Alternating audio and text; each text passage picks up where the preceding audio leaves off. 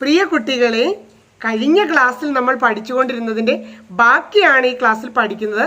ആ ക്ലാസ്സുകൾ കണ്ടിട്ടില്ലെങ്കിൽ നിങ്ങൾ പ്ലേലിസ്റ്റിൽ നിന്നെടുത്ത് ഒന്നാമത്തെ ഭാഗം തൊട്ട് കാണുക. അപ്പോഴാണ് നമുക്ക് കൃത്യമായിട്ട് പഠിക്കാൻ പറ്റുന്നത്. നമുക്ക് ഇന്നത്തെ ക്ലാസ്സിലെ കാര്യങ്ങൾ പഠിച്ചു തുടങ്ങിയേക്കാം.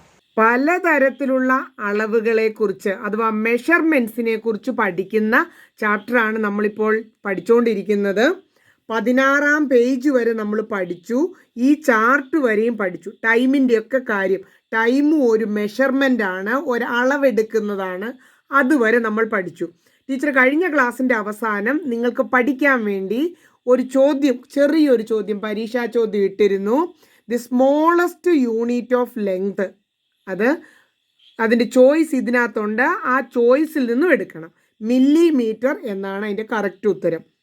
ഇന്ന് നമ്മൾ പഠിച്ചു തുടങ്ങുന്നത് പുതിയൊരളവാണ്, വോളിയം. പുതിയൊരു മെഷർമെൻ്റ് ആണ്. വോളിയം എന്ന് പറഞ്ഞാൽ എന്ത്? What is volume? The volume of an object എന്ന് പറയുന്ന is the amount of space it occupies. അതിന് ഇരിക്കാൻ വേണ്ട സ്ഥലം, ഒക്യുപ്പൈ ചെയ്യുക, ഇരിക്കുക. ആ ഇരിക്കാൻ വേണ്ട സ്പേസ് എന്ന് പറഞ്ഞാൽ അതിനൊരു ഇരിക്കാനൊരു സ്ഥലം വേണം. അത്രയും സ്ഥലത്തിനെയാണ് നമ്മൾ വോളിയം എന്ന് പറയുന്നത്. ആ വോളിയം അളക്കുമ്പോൾ നമ്മൾ അത് രേഖപ്പെടുത്തി വെക്കേണ്ടത്. അളന്നിട്ട് എഴുതുമ്പോൾ ക്യൂബിക് മീറ്ററിൽ എഴുതണം. SI യൂണിറ്റ് ഓഫ് വോളിയം നമ്മളോട് പൂരിപ്പിക്കാൻ ചോദിക്കും. അത് ക്യൂബിക് മീറ്റർ എന്നാണ്. ആ ക്യൂബിക് മീറ്ററിൻ്റെ സിമ്പൽ എഴുതുന്നത് മീറ്റർ റേസ് ടു 3 എന്നാണ്. അത് വായിക്കുന്നത് cubic metre. SI unit cubic metre ആണെങ്കിലും, വോളിയത്തിൻ്റെ SI യൂണിറ്റ് ക്യൂബിക് മീറ്റർ ആണ് എങ്കിൽ, അത് എഴുതുന്ന മീറ്റർ ക്യൂബ് എന്നാണ് എങ്കിലും, വോളിയത്തിന് വേറെയും യൂണിറ്റുകൾ ഉണ്ട്. സാധാരണ നമ്മൾ പറയുന്ന യൂണിറ്റാണ് ലിറ്റർ. ഒരു ലിറ്റർ എന്ന് പറയുന്നത് 1000 ക്യൂബിക് സെൻറ്റിമീറ്റർ ആണ്. ഒരു ലിറ്റർ വേറെ രീതിയിൽ എഴുതാം 1000 മില്ലി ലിറ്റർ. ഇതെല്ലാം വോളിയം പല രീതിയിൽ എഴുതുന്നതിൻ്റെ ഉദാഹരണങ്ങളാണ് കേട്ടോ, എക്സാമ്പിളാണ്. അപ്പോൾ പൂരിപ്പിക്കാൻ നമ്മൾക്ക് ചോദിക്കും. ഇത് നമ്മളിങ്ങനെ ഉരുവിട്ട് പഠിക്കുക എന്നല്ലാതെ വേറൊരു മാർഗ്ഗമില്ല. 1 ലിറ്റർ 1000 ക്യൂബിക് സെൻറ്റിമീറ്റർ. ഇത് വായിച്ചത് ക്യൂബിക് മീറ്റർ എന്നാവുമ്പോൾ ഇത് cubic centimetre. 1 litre 1000 milli litre. ഇനി നമ്മൾ അടുത്ത ഒരളവിനെ കുറിച്ചാണ് പഠിക്കുന്നത്. ദ ഡെൻസിറ്റി എന്ന് പറയുന്ന ഒരളവിനെ കുറിച്ചാണ് പഠിക്കുന്നത്. വോളിയം പഠിച്ചതുപോലെ തന്നെ ഡെൻസിറ്റിക്ക് ഒരു ഡെഫിനിഷനുണ്ട്. Mass of the substance per unit volume എന്ന് പറഞ്ഞാൽ മാസിനെ ആ സബ്സ്റ്റൻസിൻ്റെ വോളിയം കൊണ്ട് ഹരിക്കുമ്പോൾ ആ സബ്സ്റ്റൻസിൻ്റെ ഡെൻസിറ്റി കിട്ടും. ഡെൻസിറ്റി എന്ന് പറയുന്നതും ഒരു മെഷർമെൻ്റ് ആണ്. ഒരു വസ്തുവിൻ്റെ മാസിനെ വോളിയം കൊണ്ട് ഡിവൈഡ് ചെയ്യുമ്പോൾ ഡെൻസിറ്റി കിട്ടും. അപ്പോൾ വലിയ മാസുള്ള സബ്സ്റ്റൻസിന് വലിയ ഡെൻസിറ്റി ആയിരിക്കും. സെയിം ഇവിടെ പറഞ്ഞു തന്നിട്ടുണ്ട്, അത് പൂരിപ്പിക്കാനൊക്കെ ചോദിക്കും. വോളിയം സെയിം ആയിട്ടിരിക്കുകയാണ്. വോളിയം സെയിം ആയിട്ട് വെച്ചിരിക്കുമ്പോൾ കൂടുതൽ മാസ് ഉള്ളതിന് കൂടുതൽ ഡെൻസിറ്റി ആയിരിക്കും. Objects with higher mass will have higher density. ഇവിടുന്ന് പരീക്ഷയ്ക്ക് ചോദിക്കുന്നത് ഡെൻസിറ്റിയുടെ ഡെഫിനിഷൻ ചോദിക്കുന്നു, ഈ സമവാക്യം ഇക്വേഷൻ ചോദിക്കുന്നു. മാസ് കൂടിയാൽ വാട്ട് ഹാപ്പൻസ്? അപ്പോൾ നമുക്ക് പൂരിപ്പിക്കാൻ പോലെ higher the mass higher the density. Mass increases, density increases. രണ്ടും ഇൻക്രീസ് ചെയ്യും എന്നുള്ള കാര്യവും പഠിച്ചു വെക്കണം. ഇനി നമ്മൾ പറഞ്ഞായിരുന്നു മെഷർമെൻറ്റ്, അളവുകൾ ഇൻ്റർനാഷണലായിട്ട് ഒരുപോലെ ആയിരിക്കണം. ഇവിടെ 1 മീറ്റർ എന്ന് പറഞ്ഞാൽ അമേരിക്കയിൽ 1 മീറ്റർ അത് തന്നെ ആയിരിക്കണം. അപ്പോൾ അങ്ങനെ ഒരുപോലെ ആകാൻ വേണ്ടി ഫണ്ടമെൻ്റൽ ക്വാണ്ടിറ്റീസിനല്ല, ഫണ്ടമെൻ്റൽ മെഷർമെൻ്റ് എന്ന് പറഞ്ഞാൽ എന്നാ? ലെങ്ത്. അത് വേറെ ഒന്നും ഗുണിച്ച് ഹരിച്ചു കൊണ്ടാക്കി, ലെങ്ത് തന്നെ. അങ്ങനെയുള്ള fundamental units are units of fundamental quantities. അപ്പോൾ അതാണ് പ്രധാനപ്പെട്ട യൂണിറ്റുകളും ക്വാണ്ടിറ്റികളും ഫണ്ടമെൻ്റൽ ക്വാണ്ടിറ്റികളാണ്. അവ ചേർന്നാണ് നമ്മൾ കണ്ടുപിടിച്ച വോളിയവും ഡെൻസിറ്റിയും ഒക്കെ ഉണ്ടായത്. ഇവിടെ ഫണ്ടമെൻ്റൽ, അടിസ്ഥാനപരമായി എല്ലാവരും പഠിച്ചു വെക്കേണ്ട ക്വാണ്ടിറ്റികളും അതിൻ്റെ യൂണിറ്റും സിമ്പലും കൊടുത്തിട്ടുണ്ട്. അതുകൊണ്ട് ഈ ചാർട്ട് വളരെ പ്രധാനപ്പെട്ടതാണ്. ഫണ്ടമെൻ്റൽ ക്വാണ്ടിറ്റി, അതിൻ്റെ യൂണിറ്റ്, അതിൻ്റെ സിമ്പൽ. ഈ സിമ്പൽ എഴുതുമ്പോൾ ശ്രദ്ധിക്കണം, ഇവിടെ സ്മോൾ ലെറ്റർ എം ആണെങ്കിൽ സ്മോൾ ലെറ്റർ എം എഴുതിയാലേ മാർക്കുള്ളൂ. മാസിന് കിലോഗ്രാം, സ്മോൾ കെയും സ്മോൾ ജിയും ആണെങ്കിൽ നമുക്കൊരു സ്റ്റൈലിന് വേണ്ടി മാറ്റിയാൽ മാർക്കില്ല. ടൈമിന് സെക്കൻഡ്, ഒരു എസ് മാത്രമേ ഇടാവൂ. എന്നാൽ ഇച്ചിരി കൂടി എഴുതി വെച്ചേക്കാന്ന് വിചാരിക്കരുത്. ടൈം എന്ന് പറയുന്ന ക്വാണ്ടിറ്റി എന്ന് പറഞ്ഞാൽ മെഷർമെൻ്റ്, അളവിൻ്റെ യൂണിറ്റ് സെക്കൻഡാണ്. അതിൻ്റെ സിമ്പൽ എസ് ആണ്. ടെമ്പറേച്ചർ നമ്മൾ സെൽഷ്യസിലൊക്കെ പറയും, പക്ഷേ യൂണിവേഴ്സൽ സിസ്റ്റത്തിൽ international system of unit SI unit എന്നാണ് പറയുന്നത്. SI യൂണിറ്റ്, അതിനകത്ത് ടെമ്പറേച്ചറിന് കെൽവിനാണ്, അവിടെ ക്യാപിറ്റൽ K ആണ്. അതിനൊരു കാരണമുണ്ട്, ഇതൊരു ശാസ്ത്രജ്ഞൻ്റെ പേരാണ്. അങ്ങനെ ആ പേരിൽ നിന്നും അക്ഷരം സ്വീകരിക്കുമ്പോൾ അത് വലുതാക്കാം. പക്ഷേ ഇത് നമ്മൾ ഓർത്ത് വെച്ച് എഴുതുക എന്നല്ലാതെ വേറെ മാർഗ്ഗം ഇല്ല. Temperature, unit kelvin, symbol capital K. ഇവിടെ ഒരു ക്യാപിറ്റൽ അക്ഷരം കാണുന്നുണ്ടല്ലോ. അപ്പോൾ അതെന്തായിരിക്കും കാരണം? ഇപ്പോൾ പറഞ്ഞതേ ഉള്ളൂ, സയൻറ്റിസ്റ്റിൻ്റെ പേരിൽ നിന്നാണ് അതിൻ്റെ യൂണിറ്റിൻ്റെ നെയിം ഉണ്ടായേക്കുന്നതെങ്കിൽ അപ്പോൾ നമ്മൾ സിമ്പൽ എടുക്കുന്നത് ക്യാപിറ്റൽ ആയിരിക്കും. ഇലക്ട്രിക് കറൻറ്റിൻ്റേത് ആംപയർ, ആംപയറിൻ്റെ symbol A. Amount of substance, അത് നമ്മൾ കുറച്ചുകൂടി കഴിയുമ്പോൾ നന്നായിട്ട് പഠിക്കേണ്ട ഒരു അളവാണ് എമൗണ്ട് ഓഫ് സബ്സ്റ്റൻസ്, അളവുകൾ. അപ്പോൾ അത് അളക്കുന്നതാണ് മോൾ എന്ന് പറയുന്ന ഒരു യൂണിറ്റ്. അതിൻ്റെ സിമ്പൽ ഇല്ലാതെ മോൾ എഴുതണം. സിമ്പൽ എഴുതുമ്പം MOL, മോൾ എന്നേ ഉള്ളൂ. അപ്പോൾ ഇതൊരു സ്പെഷ്യലാണ്, ഇത് നമ്മളിതുവരെ കേട്ടിട്ടില്ല, പഠിച്ചു വെച്ചോണം. ലൂമിനസ് ഇൻറ്റൻസിറ്റി, പുതിയൊരു ക്വാണ്ടിറ്റി അതിൻ്റെ യൂണിറ്റ് കാൻഡലയാണ്. സിമ്പൽ സ്മോൾ സിയും ഡിയുമാണ്. പുതിയൊരു ക്വാണ്ടിറ്റി അളവാണ് ലൂമിനസ് ഇൻറ്റൻസിറ്റി, അതിൻ്റെ യൂണിറ്റ് കാൻഡല, അതിൻ്റെ സിമ്പൽ CD. അപ്പോൾ ഈ ചാർട്ട് വളരെ പ്രധാനപ്പെട്ട, ഏത് രീതി വേണേലും ടൈമിൻ്റെ യൂണിറ്റ് എന്ത് സെക്കൻഡ്, അതിൻ്റെ സിമ്പൽ എന്ത് സ്മോൾ s, കൃത്യമായിട്ട് എഴുതാൻ പഠിക്കണം. ഇനി വെറും 2 പേജുകൾ കൂടിയേ നമ്മുടെ പാഠമുള്ളൂ, നമ്മുടെ ചാപ്റ്റർ ഉള്ളൂ. അതിൽ ഒരു പേജ്, ഈ പേജും ഇതിനടുത്ത പേജിലും മാത്രമാണ് കൂടുതൽ ക്വസ്റ്റ്യൻസ് ഉള്ളത്. അപ്പോൾ ഈ പേജ് നിറയെ ക്വസ്റ്റ്യൻ ആണ് കേട്ടോ. നമുക്ക് നോക്കാം. ക്യാരക്ടർ എന്ന് പറഞ്ഞാൽ സ്വഭാവം, വാക്കുകൾ അറിയില്ലെങ്കിൽ എഴുതി വെച്ച് മിടുക്കരായിക്കോണം. Characteristics of SI unit, international ആയിട്ട് അംഗീകരിക്കുന്ന യൂണിറ്റിൻ്റെ പേരാണ് SI യൂണിറ്റ്. അത് സ്റ്റാൻഡേർഡൈസ്ഡ് യൂണിറ്റ് ആണ്, എല്ലായിടത്തും ഒരുപോലെ ഉള്ളതിനെ പറയുന്നതാണ് സ്റ്റാൻഡേർഡൈസ്ഡ് യൂണിറ്റ്. ഇൻ്റർനാഷണലായിട്ട് സ്വീകരിക്കപ്പെട്ടതായിരിക്കും, എല്ലാ രാജ്യക്കാരും ഒരുപോലെ സ്വീകരിച്ചതായിരിക്കും. SI യൂണിറ്റിൻ്റെ ക്യാരക്ടർ ചോദിച്ചാൽ ഇത് 2 എണ്ണമെങ്കിലും എഴുതുക. മൂന്നാമത്തേതെന്ന് പറഞ്ഞാൽ ഏതു ക്വാണ്ടിറ്റിയുടെയും യൂണിറ്റ് എഴുതുമ്പോൾ നമ്മൾ ഈ SI യൂണിറ്റിൽ വേണം എഴുതാൻ. Unit of all other quantity, എല്ലാ ക്വാണ്ടിറ്റിയുടെയും യൂണിറ്റ് SI യൂണിറ്റിൽ വേണം എഴുതാനായിട്ട്. ഡിറൈവ്ഡ് മെഷർമെൻറ്റ്സ് പോലെ, ഡിറൈവ്ഡ് ക്വാണ്ടിറ്റീസ് പോലെ തന്നെ ഡിറൈവ്ഡ് യൂണിറ്റും ഉണ്ട്. നമ്മൾ വോളിയം എന്നുള്ളത് ലെങ്ത് ഗുണിച്ചൊക്കെയാണ് കണ്ടുപിടിച്ചത് അല്ലേ? അതുപോലെ ഏരിയ നമ്മൾ ലെങ്തും ബ്രെഡ്ത്തും ഗുണിച്ചാണ് കണ്ടുപിടിച്ചേക്കുന്നത്. ബ്രെഡ്ത്ത് എന്ന് പറഞ്ഞാലും നമുക്കൊന്ന് മനസ്സിലാകാൻ വേണ്ടി, നീളം വീതി അതൊന്ന് തിരിച്ചറിയാൻ വേണ്ടിയാണ്. രണ്ടും നീളം തന്നെയല്ലേ, ലെങ്ത് തന്നെയല്ലേ. അപ്പോൾ ഏരിയ എന്ന് പറയുന്നത് ലെങ്ത് എന്ന ഒരു ഫണ്ടമെൻ്റൽ ക്വാണ്ടിറ്റി അല്ലെങ്കിൽ ഫണ്ടമെൻ്റൽ ക്വാണ്ടിറ്റി ഗുണിച്ചെടുത്തതാണ്. ഏരിയ എന്ന് പറയുന്നത് ഡിറൈവ്ഡ് ക്വാണ്ടിറ്റിയാണ്. അതിൻ്റെ യൂണിറ്റ് മീറ്റർ ഗുണം മീറ്റർ. ലെങ്തിന് മീറ്റർ അല്ലായിരുന്നു SI യൂണിറ്റ് തൊട്ട് മുമ്പത്തെ പേജിൽ, ലെങ്തിന് മീറ്റർ. അപ്പോൾ ലെങ്ത് മീറ്റർ 2 പ്രാവശ്യം ഗുണിച്ചെടുക്കുന്നതാണ്. അതെങ്ങനെ എഴുതും? Metre raise to 2. Metre raise to 2 2 രീതിയിൽ പറയാം, metre square. Volume length into breadth into height, derived ക്വാണ്ടിറ്റിയാണ്. 3 പ്രാവശ്യം 3 രീതിയിലുള്ള ലെങ്താണ് മൾട്ടിപ്ലൈ ചെയ്യുന്നത്, ഗുണിക്കുന്നത്. ഇതും ലെങ്താണ്, ഇതും ലെങ്താണ്, ഇതും ലെങ്താണ്. അപ്പോൾ 3 പ്രാവശ്യം മീറ്റർ ഗുണം മീറ്റർ ഗുണം മീറ്റർ, അങ്ങനെ 3 പ്രാവശ്യം ഇങ്ങനെ ഗുണിച്ച് ഇങ്ങനെ നിരത്തി എഴുതാൻ പാടില്ല. അതിനെ നമ്മൾ ഒറ്റയ്ക്ക് ഒന്നിച്ചാക്കി എഴുതണം. അതെങ്ങനെ എഴുതും? Metre raise to 3. അല്ലെ m^3 ക്യൂബിക് മീറ്റർ. അടുത്തത് ഡെൻസിറ്റി. ഡെൻസിറ്റിയും മാസിനെ വോളിയം കൊണ്ട് ഹരിച്ച് ഡിറൈവ് ചെയ്തുണ്ടാക്കിയ ക്വാണ്ടിറ്റിയാണ്. അതിൻ്റെ യൂണിറ്റും ഡിറൈവ് ചെയ്ത് തന്നെ എടുക്കണം. അപ്പോൾ എങ്ങനെ എടുക്കും? മാസിൻ്റെ കിലോഗ്രാം ബൈ തന്നെ ഇടായിരുന്നു കേട്ടോ, ഇങ്ങനെ താഴെ ബൈ ഇടായിരുന്നു ഹരിക്കുന്ന പോലെ. പക്ഷേ യൂണിറ്റ് എഴുതുമ്പോൾ ഇങ്ങനെ ചെരിച്ചാണ് ബൈ ഇടുന്നത്.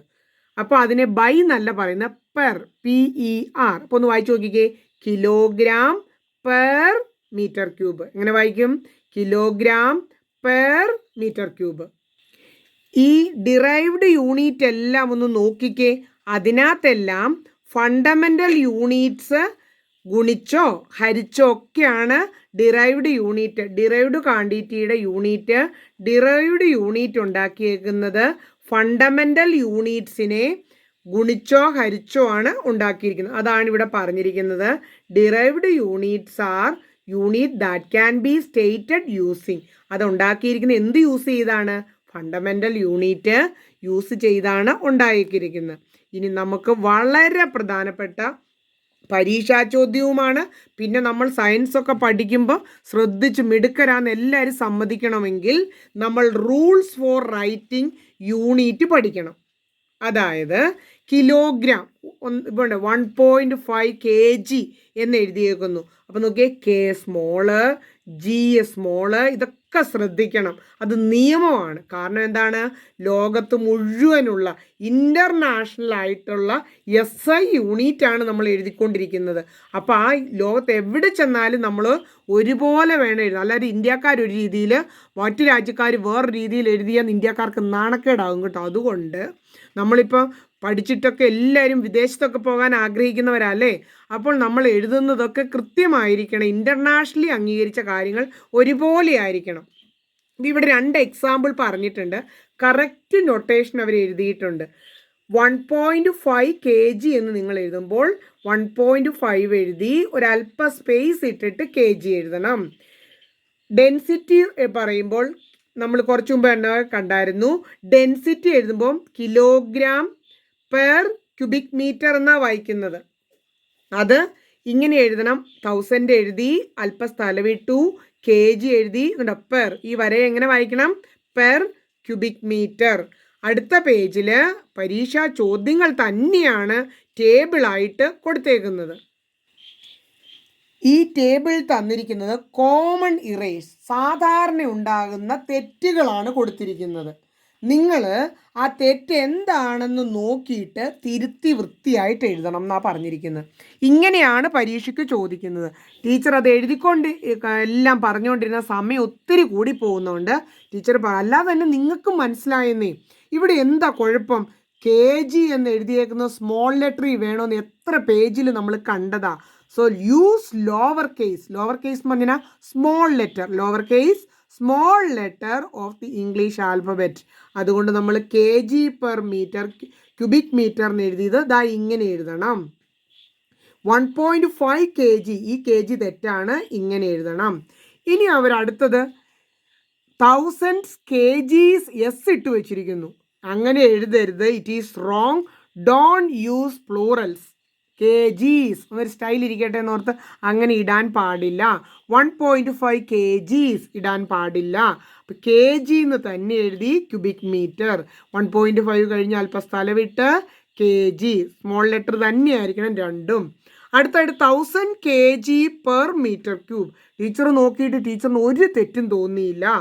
അപ്പോഴാണ് ഒന്നുകൂടി സൂക്ഷിച്ചു നോക്കിയപ്പോൾ ഈ kgയുടെയും 1000ൻ്റെ ഇടയിൽ ഒരു ചെറിയ സ്പേസ് ഇടണമായിരുന്നു. Leave a space between the നമ്പറിൻ്റെയും kgയുടെയും ഇടയിൽ അല്പം സ്ഥലമിടണം. അതുകൊണ്ട് 1000 എഴുതി, അല്പം സ്ഥലം വിട്ട് kg പെർ ക്യൂബിക് മീറ്റർ. അടുത്തതായിട്ട് 1000 kg പെർ മീറ്റർ പെർ, വീണ്ടും ഇങ്ങനെ എഴുതിക്കൊണ്ടിരിക്കുക. അങ്ങനെ ഒരേ തരം യൂണിറ്റ്, സെയിം യൂണിറ്റ് വന്നാൽ അതിനെ കമ്പൈൻ ചെയ്ത് 3 മീറ്റർ ഉണ്ടെങ്കിൽ ക്യൂബിക് മീറ്റർ എന്ന് എഴുതണം. എഴുതുമ്പോൾ അകലവിടണം, സ്മോൾ ലെറ്റർ ഇടണം. ഇനി അടുത്ത കുറ്റം എന്താന്ന് നോക്കാം. അവരിവിടെ kg അത് ചുരുക്കി എഴുതി, ക്യൂബിക് മീറ്റർ നീട്ടി എഴുതി. അങ്ങനെ എഴുതാൻ പാടില്ല. Don't mix a simple of unit with name of the unit. നെയിമും അല്ലാണ്ട് മിക്സ് ചെയ്യരുത്, കൃത്യമായിട്ട് ഇങ്ങനെ ചുരുക്കി തന്നെ എഴുതണം. ഇതുകൊണ്ടോ കിലോഗ്രാം ഇട്ടു പെർ മീറ്റർ ക്യൂബ് എന്നൊക്കെ നീട്ടി എഴുതി, അങ്ങനെ എഴുതാൻ പാടില്ല. അപ്പം നമുക്ക് ചോദ്യം തരുന്നത് ഇതൊക്കെ ശരിയാക്കി എഴുതുന്നതാണ്. അടുത്തത് 1 kg 500 gram.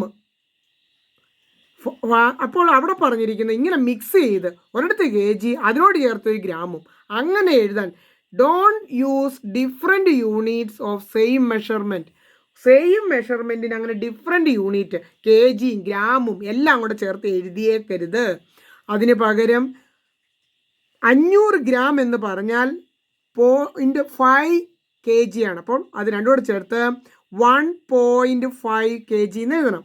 500 ഗ്രാം 0.5 kg ആണ്. അപ്പോൾ നമ്മൾ ആ 0.5 ഇങ്ങോട്ട് ചേർക്കണം, 1.5 kg. ഇനി ഇവിടെ പ്രശ്നം എന്നാന്ന് ചോദിച്ചാൽ കെൽവിനും മീറ്ററിനും ഒക്കെ എഴുതുമ്പോൾ അങ്ങനെ നീട്ടി എഴുതിയാൽ അതിന് ലോവർ കേസ് സ്മോൾ ലെറ്റർ വേണം മുഴുവനും എഴുതാൻ ഉപയോഗിക്കാൻ. അതേപോലെ തന്നെ യൂണിറ്റ് എഴുതിയതിലെ തെറ്റ് പറഞ്ഞുകൊണ്ടുള്ള മറ്റൊരു ടേബിൾ കൂടി ഇവിടെ ഉണ്ട്. ഫോഴ്സ് എന്ന് പറയുന്ന ക്വാണ്ടിറ്റിയും നമ്മൾ അളക്കുന്നതാണ്. ഫോഴ്സ്, ലെങ്ത് അത് നമുക്കറിയാം, ലെങ്ത് അളക്കുന്നതാണ്. എനർജി അതും അളക്കാൻ പറ്റും. അതൊക്കെ അളക്കുമ്പോൾ ഫോഴ്സിൻ്റെ യൂണിറ്റ് ക്യാപിറ്റൽ എന്ന് എഴുതണം. ഫോഴ്സിൻ്റെ യൂണിറ്റായ എൻ അത് ന്യൂട്ടൺ എന്ന വാക്കിൽ നിന്നാണ് ഉണ്ടായത്. ന്യൂട്ടൺ ഒരു സയൻറ്റിസ്റ്റിൻ്റെ പേരല്ലേ, സയൻറ്റിസ്റ്റിൻ്റെ പേരിൻ്റെ എന്നാണ് നമ്മൾ ഈ യൂണിറ്റ് ഉണ്ടായത് എങ്കിൽ symbols of unit formed from names of individual എന്ന ആൾക്കാർ, സയൻറ്റിസ്റ്റ് പോലെയുള്ള അങ്ങനെയാണ് ഉണ്ടായേക്കുന്നതെങ്കിൽ നമ്മൾ അപ്പർ കേസ് എന്ന് പറഞ്ഞാൽ ക്യാപിറ്റൽ ലെറ്റർ ഉപയോഗിക്കണം. ഇനി അടുത്ത ഒരു നിയമമാണ് length. Correct method 60 centimetre is the length of the desk. 60 centimetre കഴിഞ്ഞ് സെൻറ്റിമീറ്ററിൻ്റെ അറ്റത്ത് ഒരു ഫുൾ സ്റ്റോപ്പ് ഇടാൻ പാടില്ല.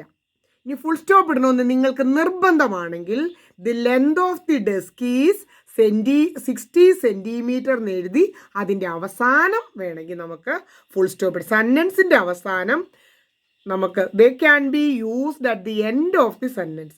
ആ സെൻറ്റൻസിൻ്റെ അവസാനം നമുക്ക് വേണമെങ്കിൽ അങ്ങനെ ഫുൾ സ്റ്റോപ്പ് ഇടാം. എനർജിയുടെ യൂണിറ്റ് 2 ഫണ്ടമെൻ്റൽ യൂണിറ്റ് ചേർത്താണ്, ന്യൂട്ടൺ, മീറ്റർ. അങ്ങനെ 2 യൂണിറ്റുകൾ ഗുണിച്ചെഴുതുമ്പോൾ ആ യൂണിറ്റുകൾക്കിടയിൽ ഒരു ഫുൾ സ്റ്റോപ്പോ അല്ലെങ്കിൽ സ്പേസോ ഇടണം. ഇങ്ങനെ ചേർത്ത് എഴുതിയാൽ അത് ഇൻകറക്റ്റാണ്.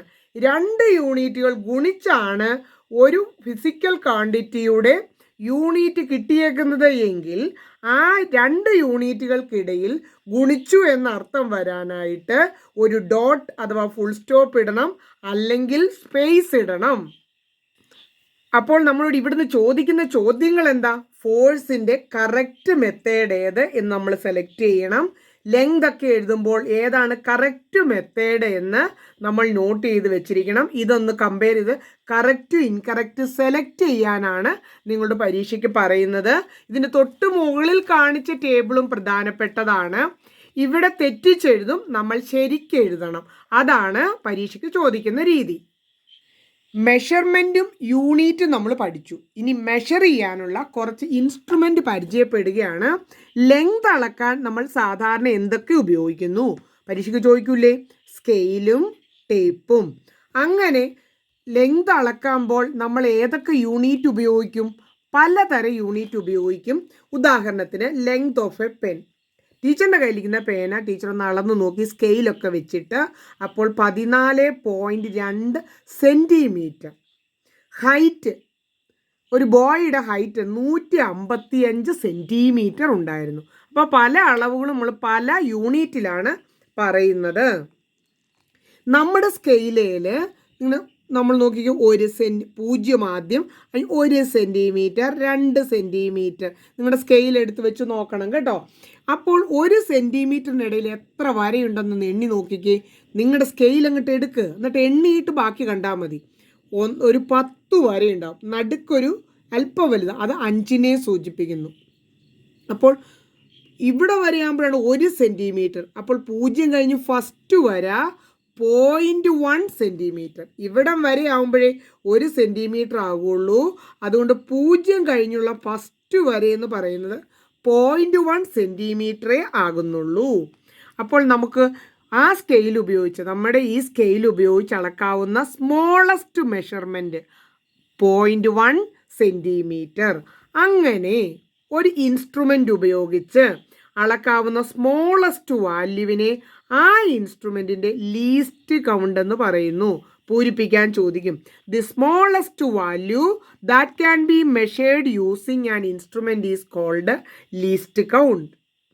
Least count of a common scale. നമ്മൾ സാധാരണ യൂസ് ചെയ്യുന്ന ഇതിൻ്റെ ലീസ്റ്റ് കൗണ്ട് ഏറ്റവും ചെറിയ അളവ് 0.1 സെൻറ്റിമീറ്റർ. അതിലും ചെറിയ ലീസ്റ്റ് കൗണ്ട്, ചെറിയ അളവ് അളക്കാൻ പറ്റുന്ന ഇൻസ്ട്രുമെൻ്റ് ഉണ്ടോ? നമുക്ക് വലിയ പരിചയമൊന്നുമില്ല. ടീച്ചർ നെറ്റിലൊക്കെ നോക്കി കണ്ടുപിടിച്ചതാണ്. Vernier കാലിപ്പറും screw ഗേജും. ഈ രണ്ട് ടീച്ചർ അത് ഉപയോഗിച്ചിട്ടും ഉണ്ട് കേട്ടോ. വലിയ വലിയ ക്ലാസ്സിൽ പഠിക്കുമ്പോൾ വളരെ ചെറിയ വസ്തുക്കൾ അളക്കാൻ വേണ്ടി നമുക്ക് എന്തുപയോഗിക്കാം? വെർനിയർ കാലിപ്പേഴ്സും സ്ക്രൂ ഗേജും ഒക്കെ ഉപയോഗിക്കാം. നിങ്ങൾക്ക് കാണണമെന്നുണ്ടെങ്കിൽ നിങ്ങൾ ഗൂഗിൾ സെർച്ച് ചെയ്ത് എന്തും കണ്ടുപിടിക്കുന്നവരല്ലേ, അടിപൊളിയായിട്ട് ഈ പേരങ്ങ് അടിച്ചു കൊടുക്കുക. അപ്പോൾ നമുക്ക് വെർനിയർ കാലിപ്പറും സ്ക്രൂ ഗേജും കാണാം. ഇനി അത് എങ്ങനെയാണ് പ്രവർത്തിക്കുന്നതെന്ന് കാണാനും നമുക്ക് മാർഗങ്ങളൊക്കെ ഉണ്ടല്ലേ. അപ്പോൾ നമ്മൾ സെർച്ച് ചെയ്ത് നോക്കുക. അപ്പോൾ ടീച്ചർ 2 പേര് പഠിപ്പിച്ചെന്നേ ഉള്ളൂ. സ്കെയിലിനെ ചെറിയ അളവളക്കാൻ ഉപയോഗിക്കുന്ന 2 ഉപകരണങ്ങളാണ്. ഇനി നമുക്ക് അടിപൊളിയായിട്ട് പേപ്പറിൻ്റെ തിക്നെസ് കണ്ടുപിടിക്കാനായിട്ടുള്ള ഒരു മെത്തേഡാണ്. ഒരു പേപ്പറിൻ്റെ തിക്നെസ്, ഒരു പേപ്പറിൻ്റെ സ്കെയിൽ വെച്ച് അളക്കാൻ പറ്റുമോ? ഇല്ല. അപ്പോൾ നമ്മൾ ചെയ്യുന്നത് ഒരു 500 പേപ്പർ എടുത്തിട്ട് നല്ല അടുക്കി ഈ കാണിച്ചേക്കുന്ന പോലെ വെക്കുന്നു. അപ്പോൾ പേപ്പറിൻ്റെ എണ്ണം അറിയായിരിക്കണം, അത് 500. എന്നിട്ട് അതിൻ്റെ അളവ് സ്കെയിൽ വെച്ച് എടുത്തു. അപ്പോൾ അങ്ങനെ ഒന്ന് അളന്ന് നോക്കിയപ്പോൾ ഏകദേശം 55, ഏകദേശമല്ല നിങ്ങളുടെ അളന്ന് നിങ്ങൾ നോക്കിയോണം. ടീച്ചർ അളന്നപ്പോൾ 55 മില്ലിമീറ്ററിന് കിട്ടി.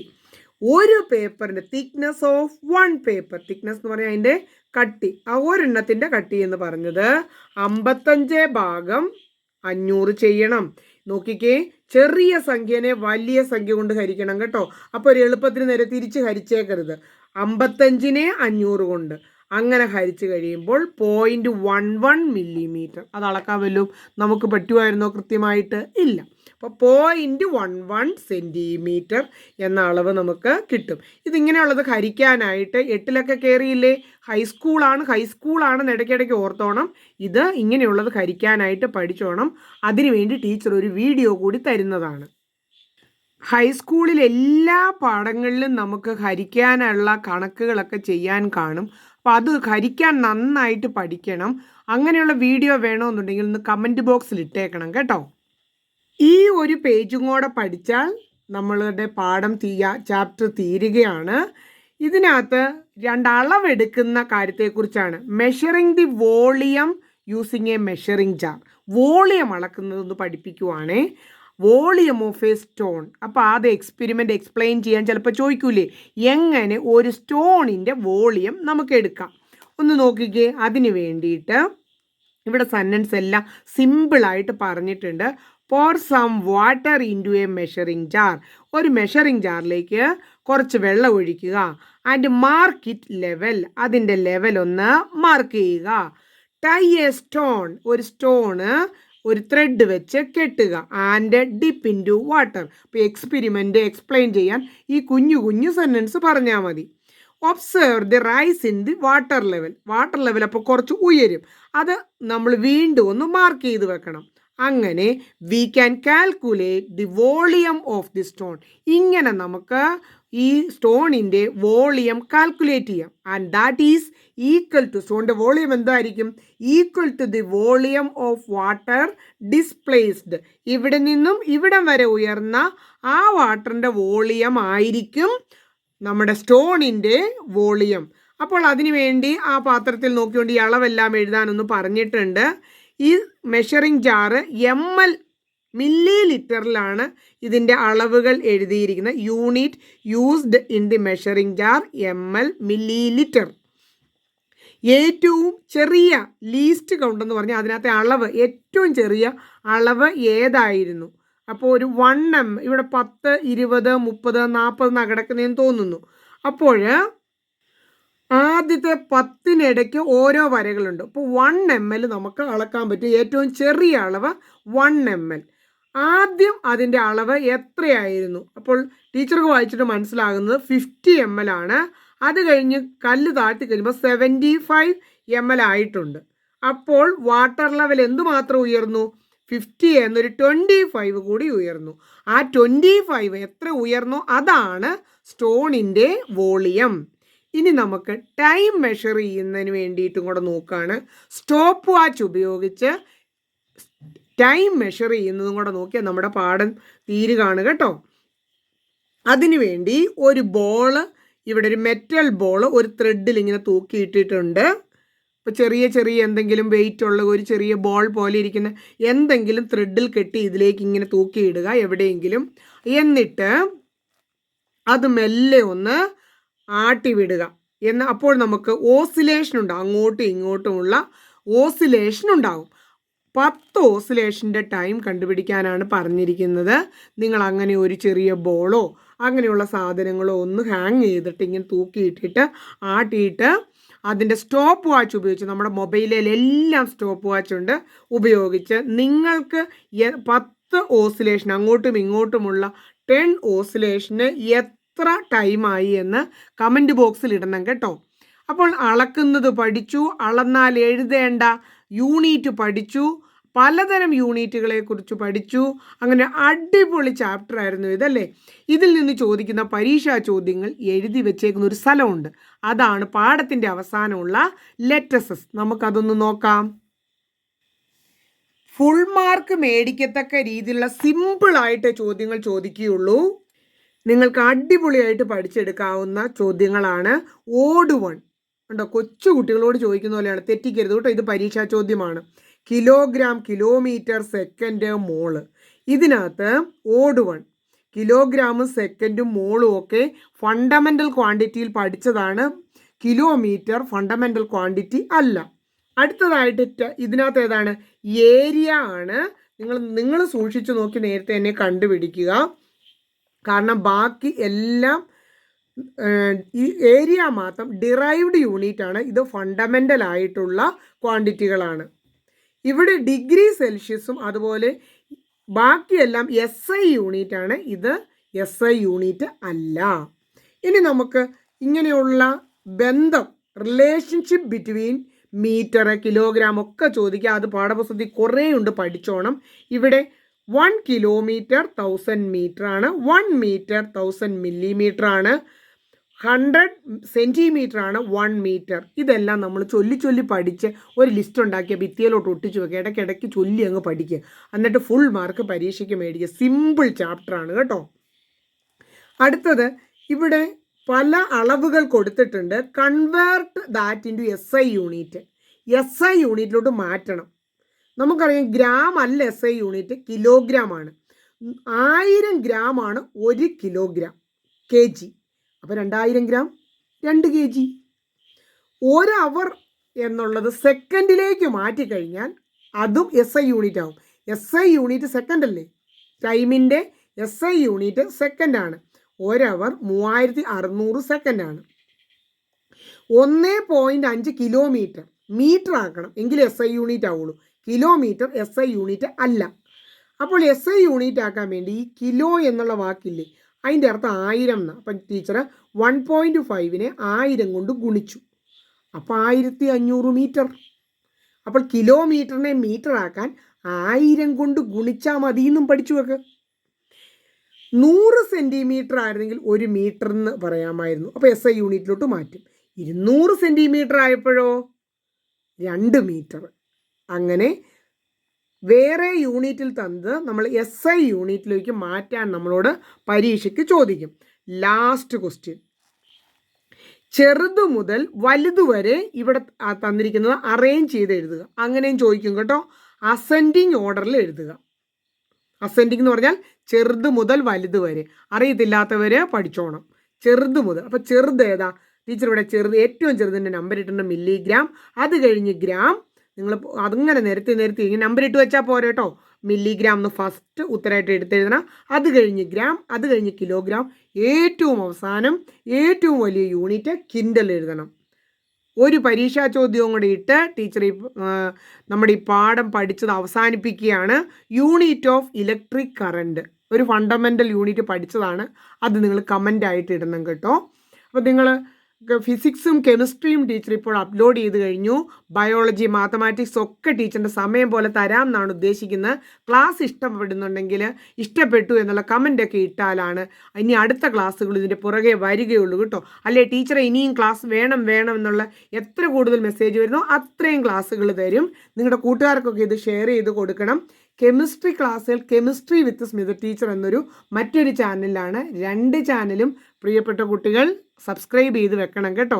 അപ്പോൾ നമുക്ക് അടുത്ത ക്ലാസ്സിൽ കാണാം. ക്ലാസ് ഇഷ്ടപ്പെട്ടോ? ക്ലാസ്സിൽ നിന്ന് നന്നായിട്ട് പഠിക്കാൻ പറ്റിയോ?